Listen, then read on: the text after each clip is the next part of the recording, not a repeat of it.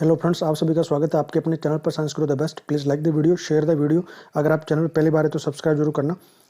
Bell icon press करके रखो ताकि हर वीडियो का लेटेस्ट नोटिफिकेशन सबसे पहले आपको मिल जाए। आज की हमारी क्लास है परिसंचरण यानी सर्कुलेशन। ये क्लास हम मोस्ट इंपॉर्टेंट एमसीक्यू क्वेश्चंस के थ्रू करेंगे, जिसमें 50 एमसीक्यू क्वेश्चंस लेकर आए हूं जो मोस्ट इंपॉर्टेंट क्वेश्चंस है। क्वेश्चंस के साथ साथ आपको सारे कंसेप्ट भी क्लियर करवाते चलूंगा, समझाते चलूंगा। ये क्लास सबसे इंपॉर्टेंट होने वाली है रीट मुख्य परीक्षा 2023 लेवल 2 साइंस मैथ के लिए, लेवल 1 के लिए CT, RPSC, EMO, RAS, high court, LDC, VDO, RRB, SSP, NTPC, इन सभी कम्पिटेटिव एग्जाम्स के लिए। क्लास की पीडीएफ का लिंक डिस्क्रिप्शन में, आप वहाँ से पीडीएफ भी ले सकते हैं।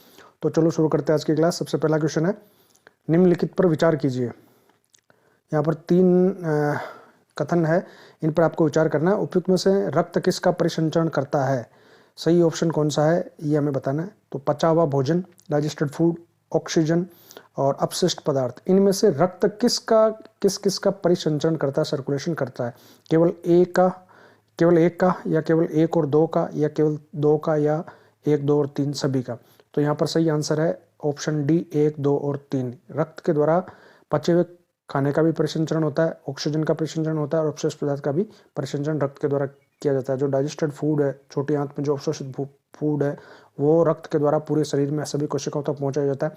ऑक्सीजन जो फेफड़ों से जो रक्त रुधिर में आता है और रुधिर से बाकी शरीर कोशिकाओं तक जाता है, तो ऑक्सीजन का परिवहन भी रक्त के द्वारा किया जाता है। आरबीसी में जो हर हीमोग्लोबिन है, हीमोग्लोबिन ऑक्सीजन को बाइंड करके अपने साथ में लेके जाता है। अपशिष्ट पदार्थ जो नाइट्रोजन के अपशिष्ट पदार्थ है, वो किडनी तक लेके आए जाते हैं रक्त के द्वारा, और वहाँ से फिर अपशिष्ट पदार्थ का निपटान किया जाता है। तो सही ऑप्शन यहाँ पर डी है। अगला क्वेश्चन है, थोड़ा इसके बारे में बात करते हैं। देखो कि रक्त वह तरल पदार्थ है जो वाहिनिकाओं में प्रवाहित होता है। रक्त एक तरल पदार्थ है, संयोजी ऊतक है, कनेक्टिव टिश्यू है, तरल संयोजी ऊतक है जो रक्त वाहिनिकाओं में 2 मुख्य रक्त वाहिनिकाएं हैं, सिराएं और धमनियां। इसके अलावा एक और तीसरी वाहिनिका है जिसको केसिका कहते हैं, कैपिलरीज, सबसे छोटी, जो सिरा को धमनी से जोड़ने का काम करती है। रक्त पचे हुए भोजन को छोटी आंत से शुद्रांत से शरीर के अन्य भागों तक ले जाता है। फेफड़ों से ऑक्सीजन को भी रक्त की द्वारा ही शरीर की कोशिकाओं तक पहुंचाया जाता है। रक्त की कोशिकाएं भी अपशिष्ट का उत्सर्जन करती है। रक्त शरीर में कई ऐसे अपशिष्ट पदार्थों को बाहर निकालने के लिए उनका परिवहन भी करता है। तो ये सारे काम रक्त के द्वारा किए जाते हैं।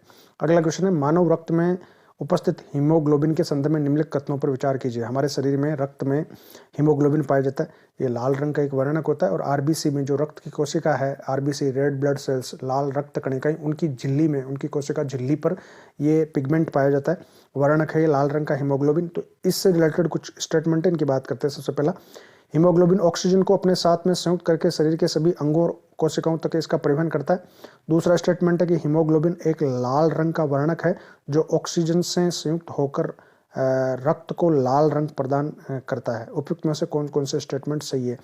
केवल पहला सही है या केवल दूसरा सही है, या दोनों सही है या दोनों ही सही नहीं है? तो देखो, पहला स्टेटमेंट बिल्कुल सही है कि हीमोग्लोबिन ऑक्सीजन को अपने साथ में संयुक्त करके शरीर के सभी अंगों और कोशिकाओं तक पहुंचाने का काम करता है। हीमोग्लोबिन ऑक्सीजन के साथ में बंध बना के, बाइंड करके ऑक्सी हीमोग्लोबिन बनाता है, ऑक्सी हीमोग्लोबिन बनाता है, और इस रूप में ये ऑक्सीजन को, एक हीमोग्लोबिन 4 ऑक्सीजन के अणुओं को अपने साथ बांधकर कोशिकाओं तक ले जाता है। हीमोग्लोबिन लाल रंग का वर्णक है, ये बात बिल्कुल सही है। रेड कलर रक्त का इसी वजह से होता है, जो ऑक्सीजन से संयुक्त होकर रक्त को लाल रंग प्रोवाइड करता है। तो रक्त का लाल रंग इसी लाल रंग के वर्णक हीमोग्लोबिन की वजह से है। तो सारे स्टेटमेंट, दोनों स्टेटमेंट सही है। ऑप्शन डी यहाँ पर, सी यहाँ पर सही हो जाएगा कि 1 और दोनों सही है।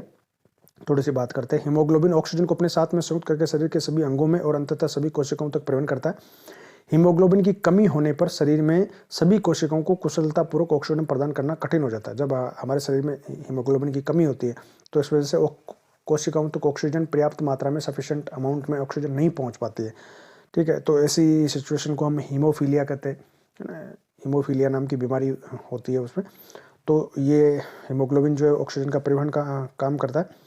हीमोग्लोबिन लाल रक्त कणिकाओं, आरबीसी में उपस्थित एक लाल रंग का वर्णक है। रक्त की जो आरबीसी है, लाल रक्त कणिका, उनकी कोशिका झिल्ली में पाया जाने वाला एक पिगमेंट है, वर्णक है। हीमोग्लोबिन की उपस्थिति के कारण ही रक्त का लाल रंग होता है। तो कथन 1 और 2 दोनों बिल्कुल सही है। अगला क्वेश्चन है, श्वेत रक्त कणिकाएं, डब्ल्यूबीसी, व्हाइट ब्लड सेल्स अथवा कणिकाएं निम्न में से क्या कार्य करती है? हमारे शरीर रक्त में 3 प्रकार की कोशिकाएं पाई जाती है। सबसे पहले आरबीसी, रेड ब्लड सेल्स, जो ऑक्सीजन का परिवहन का काम करता है, डब्ल्यूबीसी, व्हाइट ब्लड सेल्स, और तीसरी कोशिकाएं हैं प्लेटलेट्स। प्लेटलेट्स। तो इनमें से WBC का, वाइट ब्लड सेल्स का यानी श्वेत रक्त कणिकाओं का क्या काम है? ऑक्सीजन का वहन करना, कार्बन डाइऑक्साइड का वहन करना, रोगाणुओं का विनाश करना या रक्त का थक्का जमाना। देखो, ऑक्सीजन का वहन करना और कार्बन डाइऑक्साइड का वहन करना ये RBC का काम है, हीमोग्लोबिन काम करता है।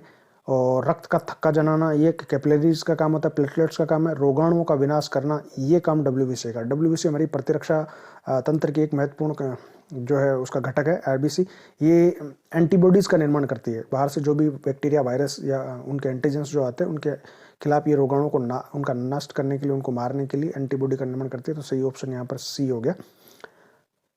रक्त के तरल भाग को हम प्लाज्मा कहते हैं और इस रक्त प्लाज्मा का पेल येलो कलर होता है, यानी हल्का पीला रंग का ये द्रव पदार्थ होता है प्लाज्मा। इसके अंदर डूबी हुई रहती है 3 प्रकार की कोशिकाएं, सस्पेंडेड रहती है, निलंबित रहती है, 3 कोशिकाएं होती है। इसमें कणिकाएं तैरती रहती है, 3 प्रकार की होती है। लाल रक्त कणिका, RBC, वाइट WBC, वाइट यानी श्वेत रक्त कणिका, और पुट्टिकाणु यानी प्लेटलेट्स।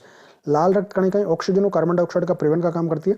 श्वेत रक्त कणिकाओं द्वारा रोगाणुओं को नष्ट करने का काम किया जाता है जो शरीर में प्रवेश करते हैं, जबकि रक्त का थक्का जमाना पुट्टिकाणुओं का यानी प्लेटलेट्स का काम होता है।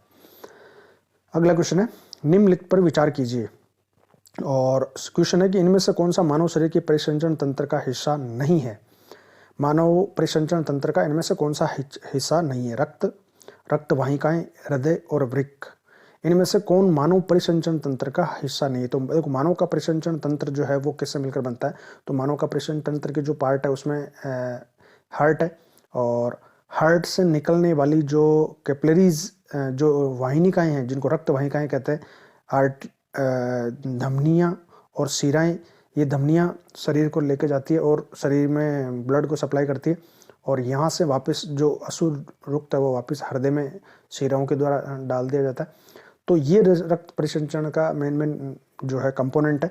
तो रक्त हमारे शरीर परिसंचरण तंत्र का हिस्सा है। रक्त वाहिकाएं यानी ये धमनियाँ, और यहाँ पर धमनी और शिरा को जोड़ने वाली छोटी छोटी पतली पतली नलिकाएं जो होती है जिनको कैपिलरीज कहते हैं, केशिकाएं वो, और ये शिरा ये वाहिनिकाएं हैं। और हृदय ये जो पंप का काम करता है, इस ब्लड को पूरे शरीर में भेजने का काम करता है, प्रेशर डालता है। ये तीनों हमारे रक्त परिसंचरण के पार्ट है।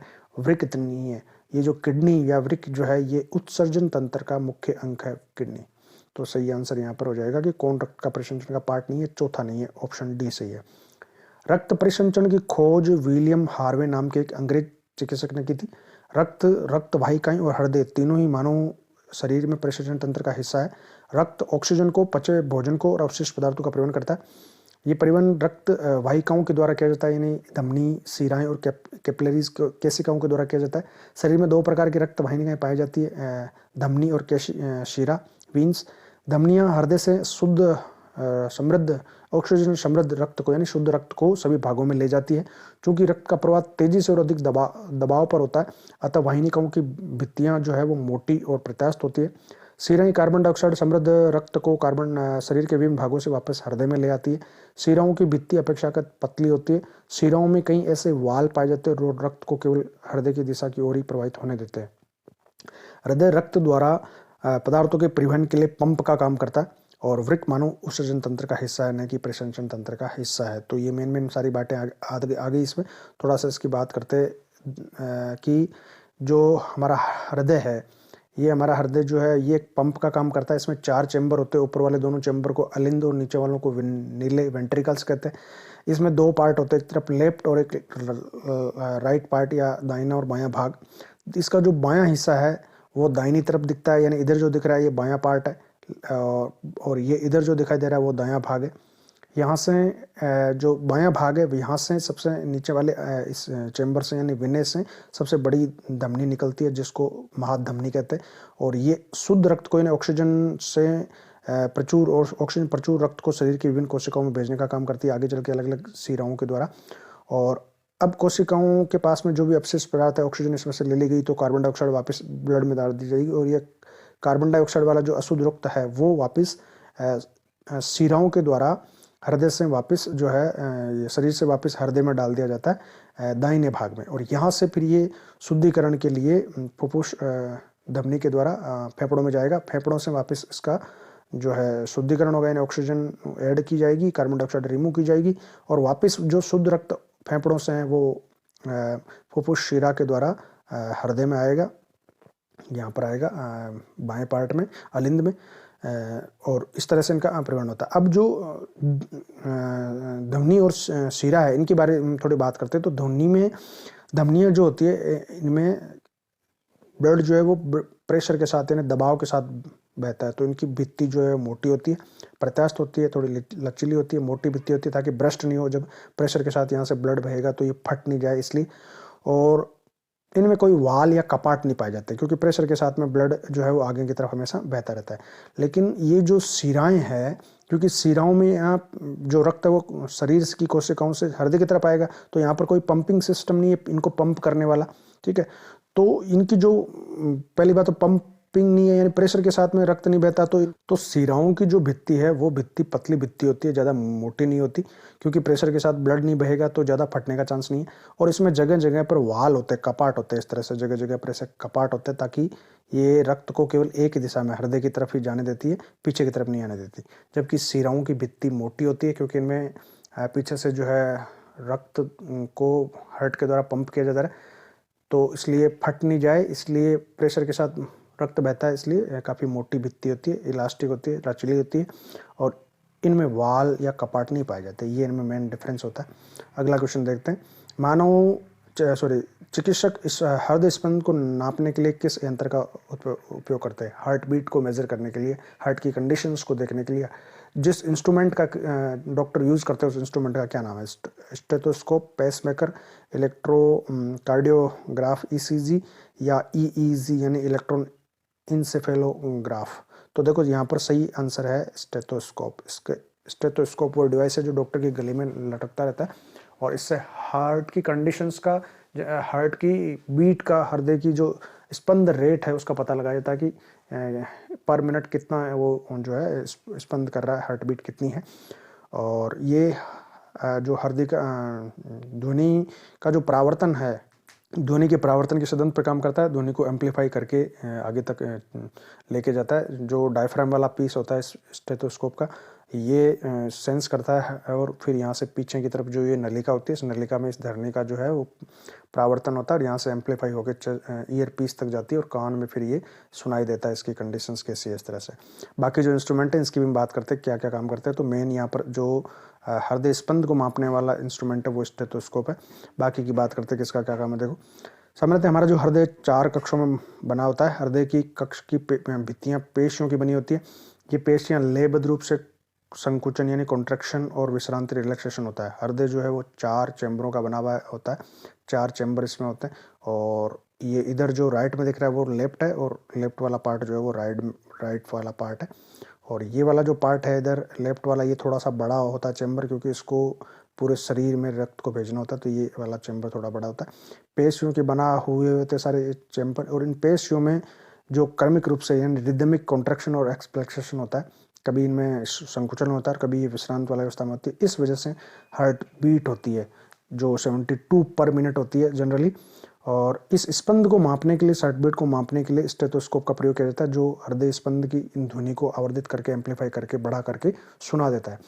पेस मेकर जो है वो हृदय की गति की कम हो जाने पर उसे सामान्य स्थिति में लाने के लिए प्रयोग करता है। हार्ट बीट जब कम हो गई, हृदय ढंग से काम नहीं कर रहा है, तो ये पेस मेकर एक इलेक्ट्रिक डिवाइस होती है, ये पेस मेकर लगाया जाता है हृदय में, ताकि हृदय जो है वो सही ढंग से पंप कर पाए, धड़क पाए। और ईसीजी जो है इलेक्ट्रोकार्डियोग्राम, इसका प्रयोग करके हम संकुचित और विश्रांति अवस्था में उत्पन्न जो विद्युत वाहक बल है उसको नापते हैं। कि जब हृदय में, जब नीले में संकुचन होता है और जो ब्लड बाहर आता है धमनी में, उस समय इसका मैक्सिमम प्रेशर कितना है वो, और जब नीले में वापस रिलैक्सेशन होता है, उनमें रक्त भरता है, उस समय अनुशीतलन के समय कितना प्रेशर है। तो हार्ट का जो प्रेशर है उसको मापने के लिए हम ईसीजी को प्रयोग करते हैं। इस समय जो विद्युत वाहक बल उत्पन्न होते हैं, ईएमएफ, उनको नोटिस करते हैं। ये ऐसे सीधी सीधी तिरछी रेखाएं होती है ऊपर नीचे, इनके द्वारा हम पता लगाते हैं। तो ये हृदय के किसी अन्य प्रकार के विकार का पता लगाने के लिए हम ईसीजी करते हैं। हार्ट में अगर कोई दूसरी चीज़ें हैं, जैसे कहीं क्लोटिंग वगैरह है, इन चीज़ों का पता लगाने के लिए ईईजी यानी इलेक्ट्रॉन इंसेफेलोग्राफ, इसका प्रयोग करके मस्तिष्क में होने वाले जो विद्युत क्रियाएं हैं उनको निरूपित करते। मस्तिष्क से संबंधित जो रोग है उनका पता लगाने के लिए इसका प्रयोग किया जाता है, ईईजी का प्रयोग किया जाता है। अगला क्वेश्चन देखते हैं, निम्न पर विचार कीजिए। मछली, हाइड्रा, स्पंज, इनमें से किन में कोई परिसंचरण तंत्र नहीं पाया जाता, यानी किस इनमें से वह कौन है जिनमें परिसंचरण तंत्र नहीं पाया जाता? मछली में, हाइड्रा में, स्पंज में, केवल एक में, या केवल दो में, या दो और तीन में, एक, दो और तीन में? तो देखो, मछलियों में जो है परिसंचरण तंत्र पाया जाता है। जो अकशेरुकी है, नॉन वर्टिब्रेटा है, उनमें ज़्यादातर जो सिंपल ऑर्गेनिज्म है उनमें नहीं पाए जाते, जैसे हाइड्रा और स्पंज, ये जो क्रस्टेशिया वर्ग के मेंबर है, आर्थ्रोपोडा में आते हैं, तो इनमें परिसंचरण तंत्र नहीं पाया जाता। तो सही आंसर यहाँ 2 और 3 हो जाएगा, सी। हाइड्रा और स्पंज में परिसंचरण तंत्र नहीं पाया जाता, मछलियों में परिसंचरण तंत्र पाया जाता है। मछलियों में अब परिसंचरण तंत्र सब कोर्डेटा में सब में पाया जाता है, मछलियों में पाया जाता है, एम्फीबिया में पाया जाता है, और रेप्टिलिया में पाया जाता है, सरीसृप वर्ग में पाया जाता है, एवीज में, पक्षी वर्ग में पाया जाता है, और मेमलिया में, इनमें भी पाया जाता है, सब में पाया जाता है। केवल चैम्बर्स अलग है, जैसे मछलियों में 2 ही चैम्बर होते हैं, किसी में 3 चैम्बर है, फिर एवीज और मेमलिया में 4 चैम्बर हर्ट है, इस तरह से इनमें डिफरेंस होता है। थोड़ा इसके बारे में बात करते हैं। हाइड्रा और स्पंज जैसे कुछ जंतुओं में जो कोई परिसंचरण तंत्र नहीं पाया जाता, जिस जल में वे रहते हैं वही जल जब उनके शरीर में प्रवेश करता है तो भोजन और ऑक्सीजन की आपूर्ति कर देता है, और जो है जल जब उनके शरीर से वापस बाहर निकलता है तो अपने साथ में कार्बन डाइऑक्साइड और अपशिष्ट पदार्थों को भी साथ में ले जाता है, क्योंकि ये ज़्यादातर जलीय जीव है। अतः परिसंचरण हेतु रक्त के समान तरल की आवश्यकता इन्हें नहीं होती। सामान्यतः मछलियों में रक्त परिसंचरण तंत्र पाया जाता है। अगला क्वेश्चन है, अपो यानी डायलिसिस की विधि निम्न में से किसके अक्रिय हो जाने की स्थिति में प्रयोग की जाती है? डायलिसिस एक मेडिकल टर्म है।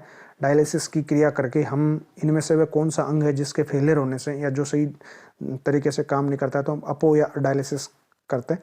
हार्ट के लिए, यकृत के लिए, वृक्क के लिए, या फेफड़ों के लिए? तो यहाँ पर सही आंसर है वृक्क, किडनी के लिए। जब किडनियाँ सही ढंग से काम नहीं करती तो डायलिसिस करवानी पड़ती है, और किडनी का काम होता है ब्लड का फिल्ट्रेशन करना, ब्लड के अंदर से जो अपशिष्ट पदार्थ है उनको रिमूव करना, और जब किडनी सही ढंग से काम नहीं करती तो डायलिसिस किया जाता है। उसके रक्त को जो है बाहर एक आर्टिफिशियल किडनी से जोड़ा जाता है, और रक्त का बाहर फिल्ट्रेशन करके अपशिष्ट पदार्थों को रिमूव करके वापस जो रक्त है वो शरीर में वापस भेज दिया जाता है। तो यहाँ पर सही आंसर हो गया किडनी, वृक्क। थोड़ा बात करते हैं इसके बारे में कि वृक्क का मुख्य कार्य जो है रक्त को छानने का है। अपो की विधि का प्रयोग करके वृक्क के अक्रिय हो जाने की स्थिति में किया जाता है। इस विधि में कृत्रिम वृक्क के द्वारा रक्त को नियमित रूप से छाना जाता है। वृक्क मानव शरीर के उत्सर्जन तंत्र का महत्वपूर्ण हिस्सा है। वृक्क मूत्रवाहिनियों, मूत्राशय और मूत्रमार्ग सम्मिलित रूप से उत्सर्जन तंत्र बनाते हैं, यानी ये वृक्क से निकलने वाली मूत्रवाहिनियाँ, फिर मूत्राशय और मूत्रमार्ग, ये मिलकर उत्सर्जन तंत्र बनाते हैं।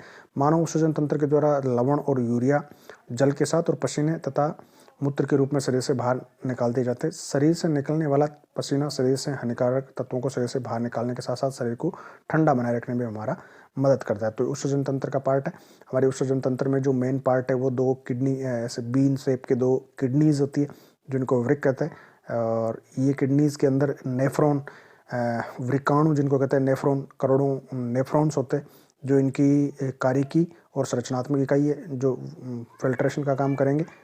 यहाँ से 2 नलियाँ जो बाहर निकल के आती हैं उनको मूत्रवाहिनियाँ कहते हैं, यूरेटर कहा जाता है।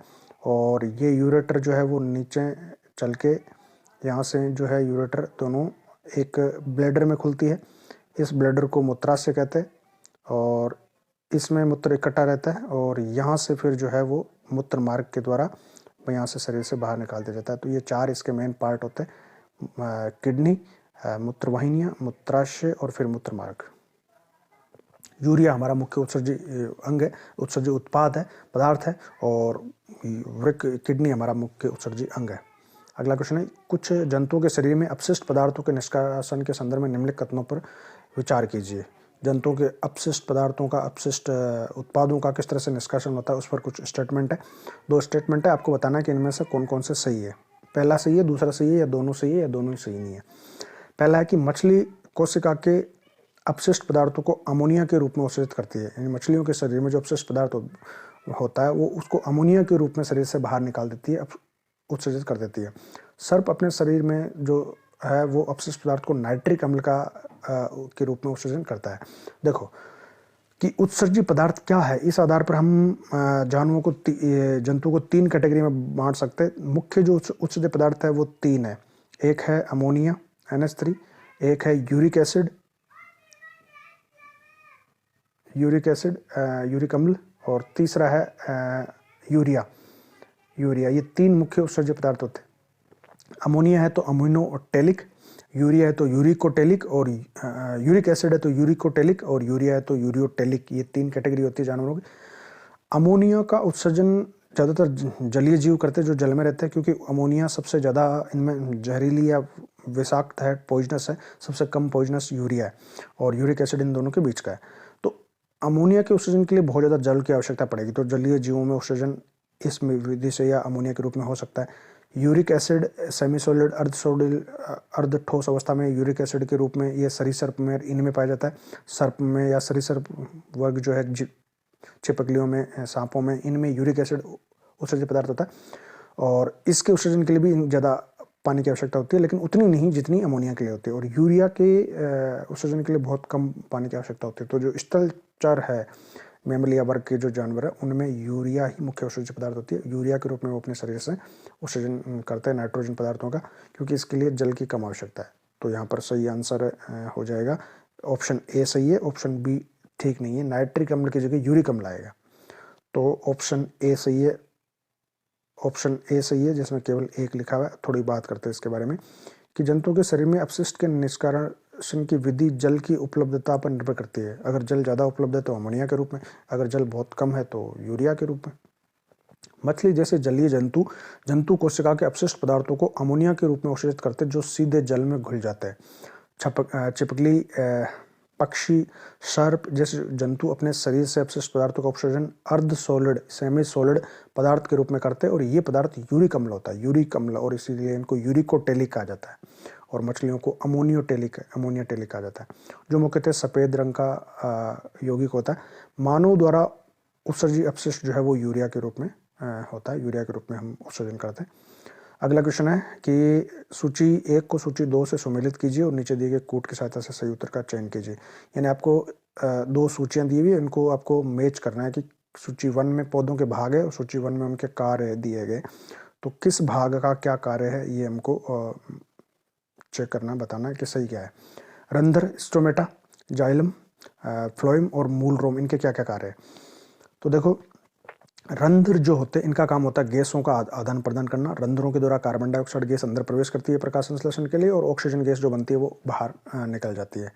और इसके अलावा रंध्र जो है वो वाष्प उत्सर्जन का काम करते हैं, कि अधिक जल की जो है वो बाहर निकल जाता है। इनके पास में जो अधिक जल होता है वो शरीर से बाहर निकल जाता है वाष्प उत्सर्जन की क्रिया के द्वारा। जाइलम और फ्लोएम ये समन्वय उत्तक होते हैं, इनके बारे में मैं वीडियो बना चुका हूँ, आप वहाँ से देख सकते हैं, पादप उत्तक वाला। जाइलम जो है वो जल का ट्रांसपोर्टेशन करता है, यानी जल का परिवहन करता है। जो जड़ें जल को अवशोषित करती है उसको पत्तियों तक ले जाता है, तो जाइलम का काम जल का परिवहन हो गया। और फ्लोएम जो है फूड का परिवहन करता है, भोजन का। जो पत्तियां प्रकाश संश्लेषण की क्रिया के द्वारा जो भोजन बनाती है उसको विभिन्न भागों में पहुंचाने का काम फ्लोएम का होता है, तो भोजन का परिवहन फ्लोएम करता है। और मूल रोम, जड़ पे, मूल पे पाए जाने वाले रोम होते हैं जो जल का अवशोषण का काम करते हैं, अवशोषण के लिए ज़्यादा सतह उपलब्ध करवाते हैं। तो सही आंसर ये इस तरह से हो जाएगा। रंध्र का काम हो गया गैसों का आदान प्रदान और वाष्प अवशोषण, जाइलम जल का परिवहन, फ्लोएम फूड का, भोजन का परिवहन, मूल रोम अवशोषण का काम करते हैं, जल के अवशोषण का काम करते हैं। अगला क्वेश्चन है, यहाँ पर एक कथन और एक कारण दिया हुआ है, हमें पता करना है कि कथन और आर में से कौन सही है और कौन गलत है, और सही स्पष्टीकरण है या नहीं है। कथन ए है कि मूलों द्वारा मृदा से अवशोषित जल अभिकर्षित होकर, यानी खींचकर तने और जल पत्तियों तक पहुंचता है। और कारण है कि पत्तियों में जल के वाष्पोत्सर्जन के कारण एक चूसल बल निर्मित हो जाता है। अब हमें ये बताना है कि कथन ए और कारण आर दोनों सही है, या आर ए का सही स्पष्टीकरण है। ए और आर दोनों सही है परंतु सही स्पष्टीकरण नहीं है, या ए सही आर गलत है, या ए गलत और आर सही है। देखो कथन क्या है, एक बार देखते दोबारा, कि मूलों के द्वारा मृदा से अवशोषित जल का अभिकर्षण होकर तने और पत्तियों तक पहुंचते। तो ये बात तो सही है कि मूल जो है वो अवशोषण करती है मृदा से जल का, और उसको अभिकर्षित होकर, यानी उसको खींचकर पुल के रूप में तने और पत्तियों तक भेजा जाता है। ऊपर की तरफ जल का क्यों भेजा जाता है, या ऊपर की तरफ क्यों खींचा चला जाता है जल जाइलम में जड़ से ऊपर पत्तियों तक, तो उसका कारण है कि पत्तियों में जल के वाष्पोत्सर्जन के कारण चूसल बल निर्मित होता है। पत्तियों की कोशिकाओं में जब वाष्पोत्सर्जन होता है तो उनकी कोशिकाओं में जल की कमी हो जाती है, और इस वजह से वो पास वाली कोशिकाओं से जल का अवशोषण करती है परासरण के द्वारा, अधिक सांद्रता से कम सांद्रता की ओर जल का परिवहन। क्योंकि इन पत्तियों की कोशिकाओं ने वाष्प अवशोषण करके जल की कमी हो गई इनमें, तो इनके पास वाली में अधिक जल है तो यहाँ से जल यहाँ आ जाएगा। इसके पास जल की कमी होगी तो ये इसके पास वाली कोशिका से जो जल का अवशोषण करेगी तो यहाँ से जल यहाँ आ जाएगा। इस तरह से एक खिंचाव या तनाव जो है वो पत्तियों से लेकर नीचे जड़ों तक फैल जाता है। इस वजह से जो है जल का अवशोषण जड़ों में होता है। तो कथन और कारण दोनों सही है और दोनों, इसका ए जो है वो सही स्पष्टीकरण भी है, तो सही आंसर हो गया ए। थोड़ा इसके बारे में बात करते हैं। पादपों में वाष्प अवशोषण के कारण एक चूषण बल निर्मित होता है, जिसके द्वारा मूलों के द्वारा मृदा से अवशोषित जल अभिकर्षित होकर खींचकर तने और पत्तियों में पहुंचता है। वाष्प अवशोषण का एक प्रक्रम पादपों को ठंडा रखने में भी सहायक होता है। तो वाष्प अवशोषण एक खिंचाव बल तो लगाती है, जिसकी वजह से जल का अब्जॉर्प्शन होता है, ऊपर तक जल खींचा हुआ चला जाता है। इसके अलावा गैसों का वाष्प उत्सर्जन जो है वो पौधों को ठंडा रखने का, यानी तापमान को मेंटेन करने का, ताप नियमन का कारण भी पौधों में करता है। अगले क्वेश्चन की बात करते हैं। निम्नलिखित कथनों पर विचार कीजिए। यहाँ पर दो कथन दिए हुए। फुफ्फुस धमनी ऑक्सीजन समृद्ध रक्त का प्रवाह करती है, और सेकंड स्टेटमेंट है कि फुफ्फुस शिरा कार्बन डाइऑक्साइड समृद्ध रक्त का प्रवाह करती है। इनमें से कौन कौन से सही है? केवल एक सही है, एक और दो दोनों सही है, या दो सही है या दोनों गलत है? देखो यहाँ पर धमनी और शिरा की बात हो रही है, और देखो यहाँ पर धमनी आर्टरी और शिरा यानी वीन्स की बात हो रही है। किस में ऑक्सीजन समृद्ध रक्त होता है, किस में कार्बन डाइऑक्साइड समृद्ध रक्त होता है, इसकी बात करते हैं थोड़ा सा। देखो जितनी भी धमनियां हैं उनमें सब में ऑक्सीजन समृद्ध रक्त प्रवाह होता है, केवल फुफ्फुस धमनी के अलावा। सभी धमनियों में ऑक्सीजन से समृद्ध युक्त यानी शुद्ध युक्त ऑक्सीजन वाला रक्त बहता है सभी धमनियों में, सिवाय फुफ्फुस धमनी के। सभी शिराओं में कार्बन डाइऑक्साइड समृद्ध रक्त बहता है, सभी शिराओं में बहता है सिवाय फुफ्फुस शिरा के। यानी आपको ये ध्यान रखना है कि सभी धमनियों में ऑक्सीजन वाला रक्त बहता है, सभी शिराओं में कार्बन डाइऑक्साइड वाला रक्त बहता है, लेकिन इसका अपवाद क्या है, एक्सेप्शन क्या है? फुफ्फुस शिरा और फुफ्फुस धमनी। यानी धमनियों में शुद्ध ऑक्सीजन वाला रक्त बहता है केवल फुफ्फुस धमनी को छोड़ के, और शिराओं में सब में कार्बन डाइऑक्साइड वाला रक्त बहता है केवल फुफ्फुस शिरा को छोड़ के। इसको थोड़ा सा समझते हैं। देखो हमारा जो हार्ट है वो 4 चैम्बर्ड होता है, उसमें 4 चैम्बर होते हैं इस तरह से। तो यहाँ पर जो ऊपर वाले 2 चैम्बर है उनको हम आलिंद और नीचे वालों को नीले कहते हैं। ये जो पार्ट है, ये दाहिना पार्ट जो दिख रहा है वो बायां पार्ट होता है, और बाएं पार्ट में शुद्ध रक्त होता है। शुद्ध रक्त मतलब ऑक्सीजन वाला रक्त होता है। देखो हृदय से, जहाँ पर इसके पास में हृदय के पास में शुद्ध रक्त है, इस नीचे वाले नीले में, बाएं नीले में, और यहाँ से ये जो शुद्ध रक्त है वो शरीर में चला गया। ठीक है, शरीर में सभी कोशिकाओं को शुद्ध रक्त ऑक्सीजन वाला मिल गया। कोशिकाओं से कार्बन डाइऑक्साइड वाला जो अशुद्ध रक्त है, कार्बन डाइऑक्साइड वाला, वो आएगा, और वो जो है वापस आकर महाशिरा के द्वारा हृदय में खुलेगा। कहाँ पर? इसमें आलिंद में, दाएं आलिंद में, यहाँ पर आ गया। ये अशुद्ध रक्त अब इस बाएं आलिंद से दाएं आलिंद से दाएं नीले में चला गया। दाएं नीले से ये धमनी के द्वारा, फुफ्फुस धमनी के द्वारा ये फेफड़ों में जाएगा। ठीक है, फेफड़ों में, दोनों तरफ के फेफड़ों में। तो देखो फेफड़ों में ये रक्त ले जा रहा है, कौन ले जा रहा है? ये धमनी ले जा रही है, फेफड़ों को जा रही है, इसलिए इसका नाम फुफ्फुस धमनी है।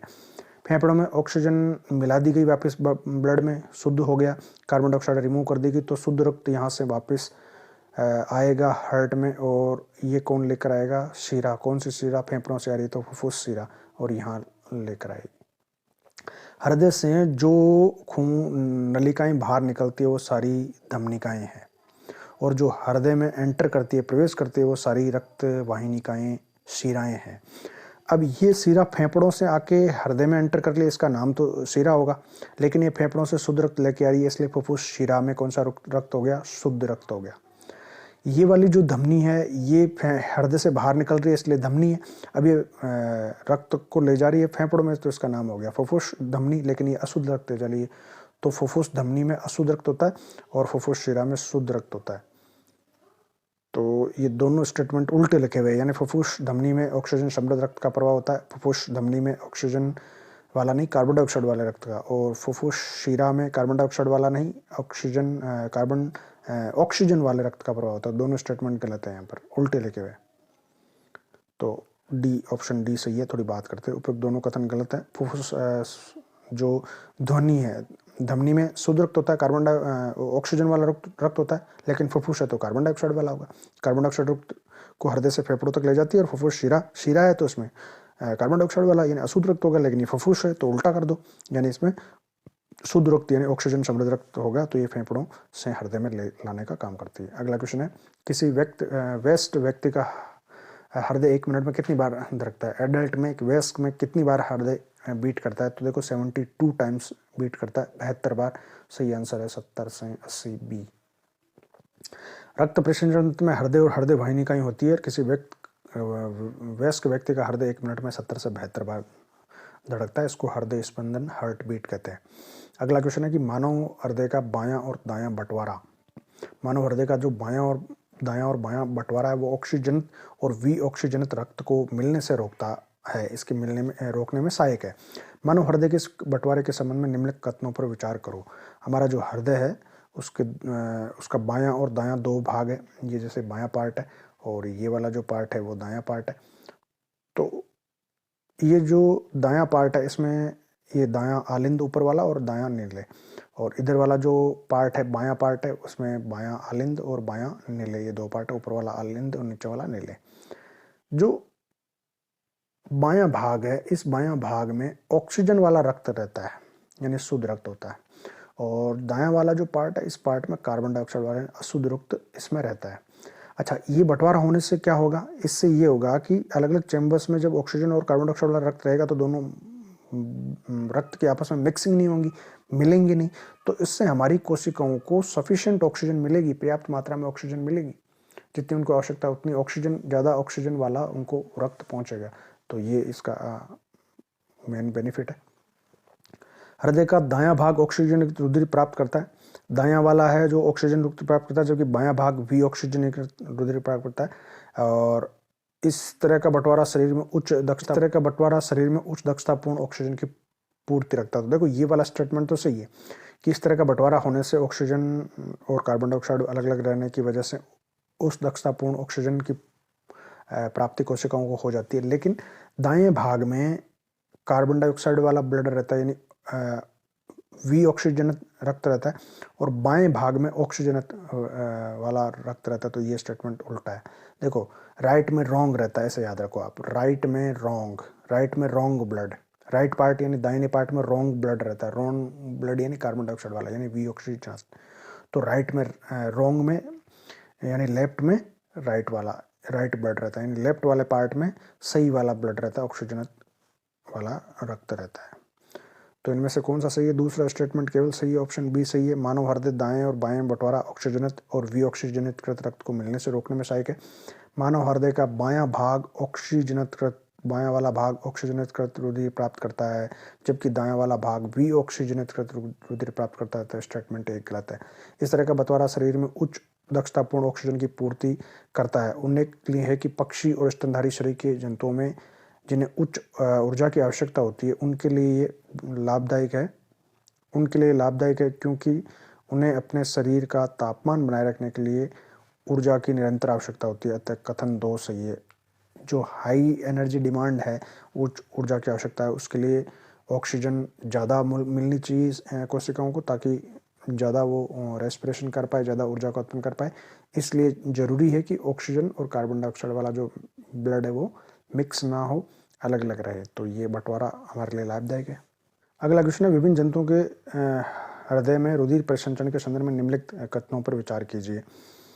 पहला कथन है, जल, स्थलचल तथा बहुत सारे सरीसृप ऑक्सीजनकृत और विऑक्सीजनित रुधिर धारा का कुछ सीमा तक मिलान भी सहन कर लेते हैं। यानी कुछ ऐसे जलचर, स्थलचर है जिनमें ऑक्सीजन और कार्बन डाइऑक्साइड वाला ब्लड जो अगर मिक्स भी हो जाए तो भी उसको सहन कर लेते हैं।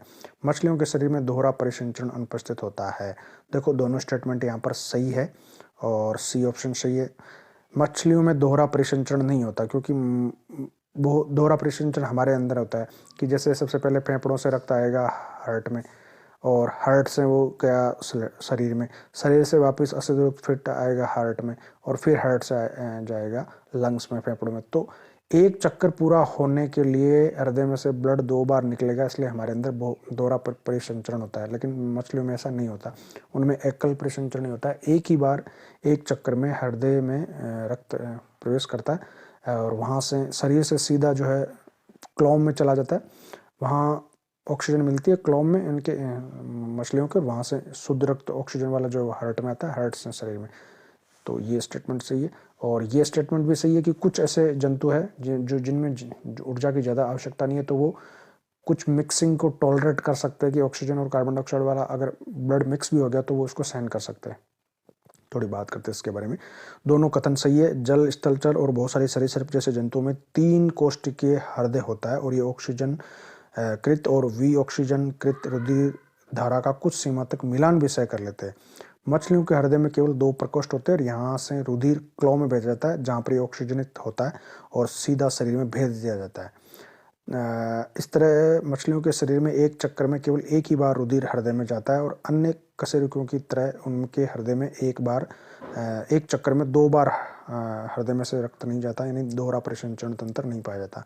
जिनमें दोहरा परिसंचरण पाया जाता है वो कशेरुकी, बाकी जंतु जैसे स्तनपायी है, इनमें एक चक्कर जब करता है, एक चक्कर पूरा होता है ब्लड का, तो वो हृदय में से 2 बार निकलता है।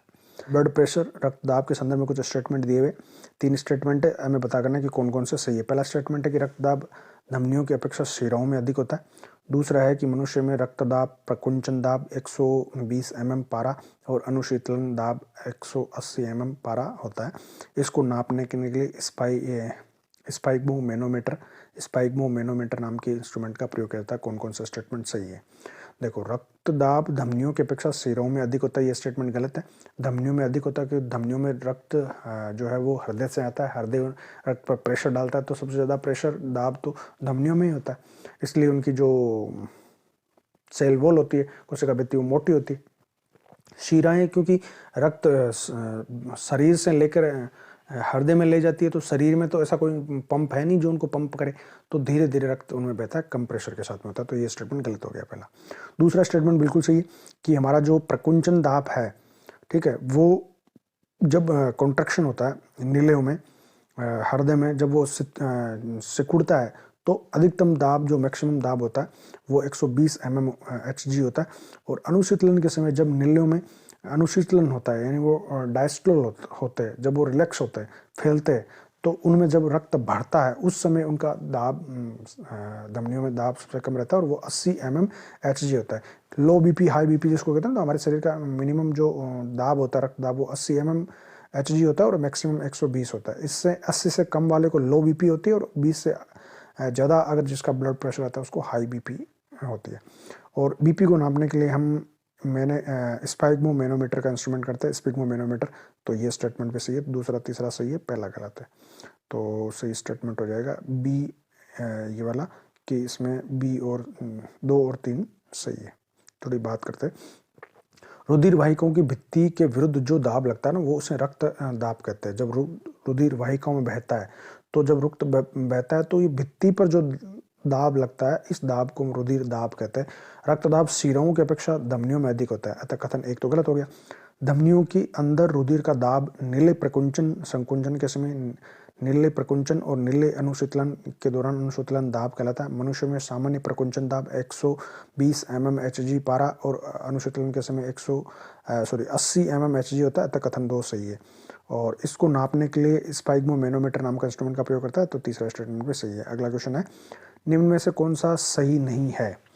सही कौन सा नहीं है ये हमें पता करना है। पहला है, शिराएं रुधिर को हृदय से शरीर के विभिन्न भागों तक ले जाती है, जबकि धमनियां विभिन्न अंगों से रुधिर एकत्र करके वापस हृदय में लाती है। बी है, रुधिर वाहिकाओं में रक्तस्राव होने पर शरीर में रुधिर में उपस्थित प्लेटलेट्स रुधिर का थक्का बनाकर मार्ग अवरुद्ध कर देती है। तीसरा है कि लसिका एक अन्य द्रव है जो वहन में सहायक है। और डी है कि पच्चित और शुद्रांत्र द्वारा अवशोषित वसा का वहन लसिका द्वारा होता है। देखो, स्टेटमेंट 1 गलत है। शिराएं रुधिर को हृदय से शरीर के विभिन्न अंगों तक ले जाती है, ये गलत है। धमनी वह है जो हृदय से बाहर निकलती है, जो हृदय से शरीर को शरीर के विभिन्न अंगों तक ले जाती है वह धमनी है। और जो विभिन्न अंगों से रुधिर को रक्त हृदय में डालती है वो शिरा है। तो ये स्टेटमेंट गलत है, बाकी सारे सही है। रुधिर वाहिनिकाओं में जब रक्त स्राव होता है, कहीं पर अगर वो रप्चर हो गई, फट गई रुधिर वाहिकाएं, तो वहाँ पर रक्त का थक्का बनाने के लिए ब्लड प्लेटलेट्स होती है, ये रक्त का थक्का बना देती है और रक्त बहने से रुक जाता है। और रुधिर परिसंचरण के अलावा हमारे शरीर में लसिका परिसंचरण तंत्र भी पाया जाता है और ये तरल ऊतक होता है। तो स्टेटमेंट तीसरा भी सही है। और पचित और शुद्रांतर के द्वारा जो अवशोषित वसा है, उस वसा का जो वहन है वो लसिका परिसंचरण के द्वारा होता है। तो स्टेटमेंट डी भी सही है। थोड़ी बात करते हैं कि धमनियाँ रुधिर को हृदय से शरीर के विभिन्न अंगों तक ले जाती है, शिराएं विभिन्न अंगों से एकत्रित रुधिर को वापस लाती है। तो स्टेटमेंट एक गलत है, बाकी सभी सही है। अगला क्वेश्चन है कि पौधों के संदर्भ में निम्नलिखित कथनों पर विचार कीजिए। कुछ कथन है पौधों के रिगार्डिंग, तो बताना है कि इनमें से कौन कौन से सही है। 3 स्टेटमेंट यहाँ पर दिए हुए, बात करते हैं करके देखो तीनों की। पहला स्टेटमेंट है कि जाइलम मृदा से प्राप्त जल और खनिज लवणों का वहन करता है। दूसरा है वाष्पोत्सर्जन जल के अवशोषण और जड़ से पत्तियों तक जल और उसमें विलय खनिज लवणों के ऊपरीमुखी गति में सहायक है। तीसरा है कि वाष्पोत्सर्जन पौधों के तापमान के नियंत्रण में भी सहायक है। कौन कौन से सही है? तीनों स्टेटमेंट सही है। जाइलम मृदा से जो जल और जल में घुले हुए खनिज लवण है उनका परिवहन करता है, उनका वहन करता है, ऊपर तक ले जाता है, पत्तियों तक ले जाता है। वाष्पोत्सर्जन जल के अवशोषण में मदद करती है, क्योंकि वाष्पोत्सर्जन एक शोषण बल लगाती है वाष्पोत्सर्जन की वजह से, जिसकी वजह से जाइलम में जल ऊपर की तरफ खींचा चला जाता है। और खनिज लवणों का जल के परिवहन में ये सहायता करती है। वाष्पोत्सर्जन से पौधों में तापमान भी नियंत्रित रहता है। एक्स्ट्रा वाटर जो है प्लांट के पास में वो वाष्पोत्सर्जन से बाहर निकलता है और इस वजह से उनका तापमान नियमित रहता है। तो ये स्टेटमेंट भी सही है। तो तीनों सही है, ऑप्शन डी ठीक हो जाएगा यहाँ पर। उपरोक्त सभी सही है। जाइलम मृदा से जल और खनिज लवणों का परिवहन करता है। वाष्पोत्सर्जन एक शोषण बल उत्पन्न करती है जो जल को जड़ों से में उपस्थित जाइलम कोशिकाओं द्वारा खींचता है। अतः वाष्पोत्सर्जन जल के अवशोषण तथा जड़ से पत्तियों तक जल और उसमें घुले हुए खनिज लवणों की ऊपरी मुखी गति में सहायक है। हमें पता है कि जल मृदा के मध्य आयन संधारण में अंतर के कारण उत्पन्न दाब से ही ऊपर की ओर धकेला जाता है, परंतु ये दाब पादपों में अधिक ऊंचाई के कारण जल को वहां तक पहुंचाने के लिए स्वयं में अपर्याप्त होता है। इसके लिए पादप वाष्पोत्सर्जन से उत्पन्न चूषण अथवा चूषक बल का प्रयोग करते हैं। हालांकि मृदा में जल अधिक है तो अधिक सांद्रता से कम सांद्रता की ओर जल का परिवहन होना चाहिए, इसलिए जल मृदा से कोशिकाओं में आ जाता है, जड़ की कोशिकाओं में। अब जड़ की कोशिकाओं में जल आ गया तो ऊपर की कोशिका में जल की कमी है तो अधिक से कम सांद्रता की ओर जल का परिवहन होता है। लेकिन जिन प्लांट की हाइट ज़्यादा होती है, मान लो सफ़ेदा या इस तरह के जो प्लांट होते हैं जो 100 मीटर 150 मीटर तक होते हैं, तो उनमें इस सिंपल विसरण के द्वारा प्रासरण के द्वारा जल का ऊपर की तरफ परिवहन नहीं हो सकता कि भाई नीचे सांद्रता अधिक है तो अधिक से कम सांद्रता की ओर जल का परिवहन हो जाए। इसके लिए ऊपर से इस जल को ऊपर की तरफ खींचना पड़ता है। तो ये खिंचाव बल जो है वो वाष्पोत्सर्जन की वजह से क्रिएट होता है, शोषण बल। तो ये स्टेटमेंट बिल्कुल सही है। और वाष्पोत्सर्जन पौधों के ताप नियमन में भी सहायक होती है। अगला क्वेश्चन है पादपों के संदर्भ में निम्नलिखित कथनों पर विचार करो। पौधों के रिगार्डिंग कुछ कथन है, 2 कथन है, इनमें से बताना कौन सा सही है। पहला है फ्लोएम प्रकाश संश्लेषण के उत्पादों के साथ अमीनो अम्ल और अन्य पदार्थों को पौधे के एक भाग से दूसरे भाग में पहुंचाता है। दूसरा स्टेटमेंट है कि फ्लोएम से पदार्थों का हस्तांतरण ऊर्जा के उपयोग से पूरा होता है। कौन से सही है? देखो पहला स्टेटमेंट सही है बिल्कुल कि फ्लोएम प्रकाश संश्लेषण के उत्पाद जो भोजन बनता है प्रकाश संश्लेषण से, उसको और उसके साथ जो अमीनो अम्ल है उन सभी को पदार्थ के पौधे के एक भाग से दूसरे भाग तक पहुंचाने का काम करता है। ऊपर भी नीचे भी द्विदिशीय प्रवाह होता है फ्लोएम में। जाइलम में केवल एक ही दिशा होता है, नीचे से ऊपर की तरफ। फ्लोएम में ऊपर की तरफ भी और नीचे की दोनों तरफ प्रवाह होता रहता है। तो ये स्टेटमेंट पहला सही है। दूसरा स्टेटमेंट है फ्लोएम में पदार्थों का हस्तांतरण ऊर्जा के उपयोग से होता है। ये स्टेटमेंट भी। जाइलम में बिना ऊर्जा के उपयोग के जल का परिवहन नीचे से ऊपर तक हो जाता है, लेकिन फ्लोएम में कोशिका को ऊर्जा खर्च करके, ऊर्जा का उपयोग करके सक्रिय रूप से इसका ट्रांसपोर्टेशन परिवहन करना पड़ता है। तो स्टेटमेंट 1 और 2 दोनों सही है। ऑप्शन बी यहाँ पर सही हो जाएगा। दोनों सही है। थोड़ा बात करते हैं। देखो फ्लोएम प्रकाश संश्लेषण के उत्पादों के साथ साथ अमीनो अम्ल अन्य पदार्थों को पौधे के एक भाग से दूसरे भाग में पहुंचाता है। ये पदार्थ विशेष कर जड़ के भंडारण या अंगों, फलों, बीजों की वृद्धि के लिए प्रयुक्त होते हैं, तो वहां तक ले जाता है। भोजन और अन्य पदार्थों का हस्तांतरण संलग्न साथी कोशिका की सहायता से चालनी नलिका से होता है। फ्लोएम के अंदर जो साथी कोशिका है वो और उसकी सहायता से चालनी नलिका में इनमें ऊपरी मुखी अधोमुखी दोनों दिशाओं में हस्तांतरण होता है। जाइलम द्वारा परिवहन सामान्यतः भौतिक बलों के द्वारा समझा जा सकता है, लेकिन फ्लोएम में पदार्थों का स्थानांतरण ऊर्जा के उपयोग से पूरा होता है। सुक्रोज जैसे पदार्थ फ्लोएम उत्तक में एटीपी से प्राप्त ऊर्जा से ही स्थानांतरित होते हैं। तो जाइलम में जो ट्रांसपोर्टेशन परिवहन है वो ऊर्जा उपयोग के द्वारा होता है। ये स्टेटमेंट भी सही है। तो ये कुछ मोस्ट इंपॉर्टेंट क्वेश्चंस थे परिवहन पर, ट्रांसपोर्टेशन पर। उम्मीद है आपको वीडियो पसंद आया होगा। अगर आपको वीडियो अच्छा लगा तो आप इसको लाइक करें, अदरवाइज आप डिसलाइक भी कर सकते हैं। और अगर आप पहली बार आए हो तो चैनल पर तो सब्सक्राइब जरूर करना, अपने फ्रेंड्स के साथ में वीडियो को शेयर कीजिए। मिलेंगे अगली वीडियो में, तब तक जय हिंद।